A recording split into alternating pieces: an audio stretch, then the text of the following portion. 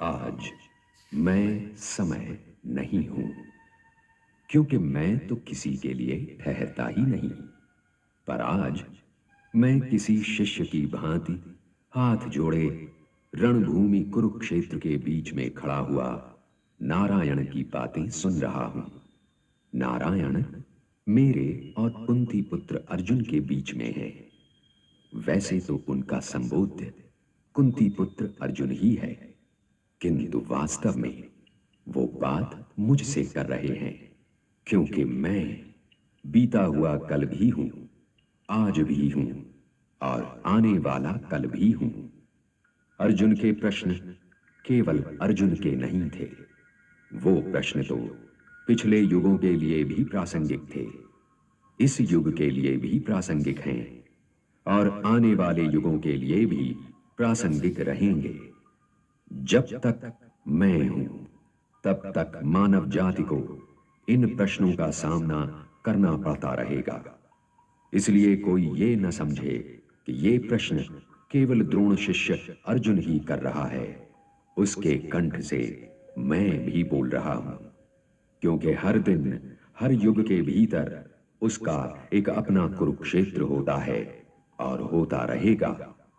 इसलिए हे मानव, यदि अपने वर्तमान और भविष्य का सामना करना है तो कुरुक्षेत्र की ओर मुंह करके खड़ा हो जा और स्वयं नारायण से अपने उन प्रश्नों के उत्तर सुन जो सदैव से तुझे परेशान करते चले आ रहे हैं।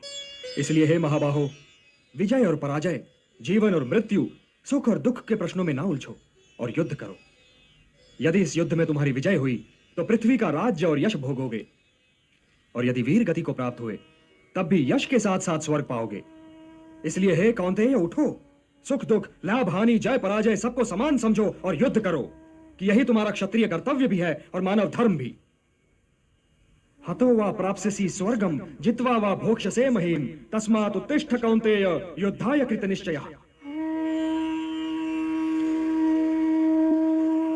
मेरा हाथ तो अब भी गांडीव की ओर नहीं बढ़ रहा है केशव। मेरी समझ में तो अब भी ये नहीं आ रहा है कि इस युद्ध से लाभ क्या होगा।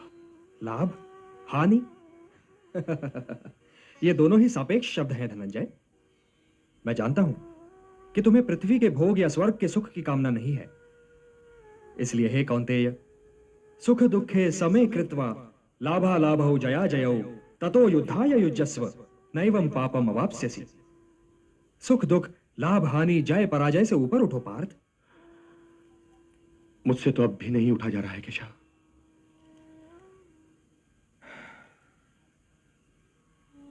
अब तक मैं तुम्हें ज्ञान और विवेक की दृष्टि से समझा रहा था पार्थ, जो जीवन के आर पार देख सकती है और सत्य की गहराई में झांककर उसकी अंतरात्मा का स्वर समझ लेती है। किंतु कदाचित तुम उसकी अमूर्तता में उलझ गए। तो व्यावहारिक कर्म की तुला में इस क्षण को तोलकर देखो पार्थ। व्यावहारिक कर्म की दृष्टि से अपने कर्तव्य के विषय में निर्णय लो, तब भी तुम इसी निर्णय पर पहुंचोगे कि तुम्हारे लिए इस युद्ध में भाग लेना आवश्यक है। यही निर्णय तो मैं नहीं ले पा रहा हूं केशव, नहीं ले पा रहा हूं।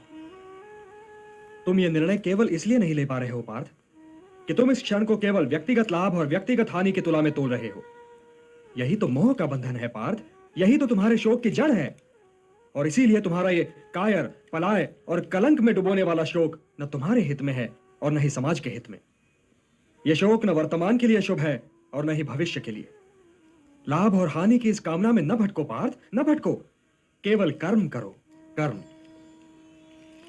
कर्म तो अपने आप ही में पुण्य है, पवित्र है और समाज के लिए कल्याणकारी भी है। कर्म तो स्वयं ही अपना फल भी है पार्थ। परंतु यदि तुम समाज कल्याण के कार्य में स्वयं अपना हित मिला लोगे तो तुम्हारा वो कर्म अशुद्ध और अशुभ हो जाएगा।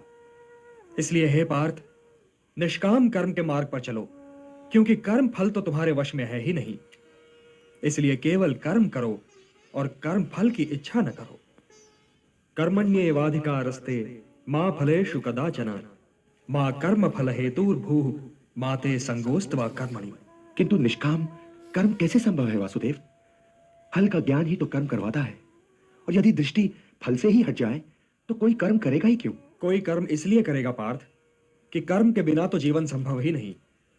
कुछ तो करोगे ही, या भोजन करोगे या नहीं करोगे, या भूखे को भोजन करवाओगे या नहीं करवाओगे, या युद्ध करोगे या नहीं करोगे।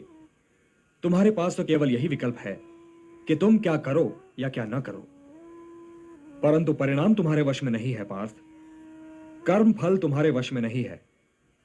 तुम्हारे अधिकार की सीमा इस विकल्प पर समाप्त हो जाती है कि तुम युद्ध करोगे या नहीं करोगे, किंतु युद्ध का परिणाम तुम्हारे हाथ में नहीं है। यदि तुम विजय चाहो भी तो यह आवश्यक नहीं कि विजय तुम्हारी ही हो जाए, तुम्हारी पराजय भी हो सकती है। किंतु यदि तुम विजय से मोहित नहीं होगे तो पराजय से भी नहीं घबराओगे। यदि तुम ये सोचो पार्थ कि चाहे विजय हो चाहे पराजय, किंतु तुम तो केवल इसलिए युद्ध कर रहे हो कि युद्ध करना तुम्हारा कर्तव्य है, तो विजय के सुख या पराजय के दुख का प्रश्न ही नहीं उठता। और जो न विजय से सुखी हो और न पराजय से दुखी, वही स्थित प्रज्ञ है। इसलिए हे पार्थ, कर्म के प्रतिफल की चेष्टा न करो। तुम तो केवल वही करो जो तुम्हारे वश में है, अर्थात अपने धर्म का पालन करो। यही कर्मयोग है पार्थ, यही कर्मयोग है। इस रहस्य को समझो पार्थ कि तुम्हारे पास तो केवल करने या ना करने का विकल्प है, किंतु कर्म के अंत पर मनुष्य के अधिकारों की सीमा समाप्त हो जाती है। कर्म का परिणाम मनुष्य के वश में नहीं है। तुम सर्वश्रेष्ठ धनुर्धर हो, परंतु यदि तुम्हारा आखेट तनिक भी इधर से उधर हो जाए तो तुम चूक जाओगे। तुम्हारा अधिकार तुम्हारे वाण संधान पर है, तुम्हारा अधिकार तुम्हारी दृष्टि पर है, परंतु उस मृग पर तुम्हारा कोई अधिकार नहीं जिसकी ओर तुम बाण चला रहे हो। हे धनंजय, सत्पुरुष कभी अपने अधिकारों की सीमा का उल्लंघन नहीं करते, अर्थात अपने कर्म में स्थिर रहो पार्थ, स्थिर रहो, क्योंकि कर्म की कुशलता का ही नाम योग है। और योग क्या है केशव? योग क्या है? वही तो बता रहा था पार्थ। योग कर्म का कौशल है, मोह का त्याग कर्म का कौशल है, मोह से मुक्त होकर अपने कर्तव्य का पालन करना कर्म का कौशल है, सफलता और असफलता दोनों ही में समान रहना कर्म का कौशल है। बुद्धि युक्तो जहातीह उभे सुकृत दुष्कृते तस्मात् योगाय युज्यस्व योगः कर्मसु कौशलम। संजय, संजय! आज्ञा महाराज। यदि तुम्हारी वाणी वहां तक पहुंच सके तो चिल्लाकर कहो।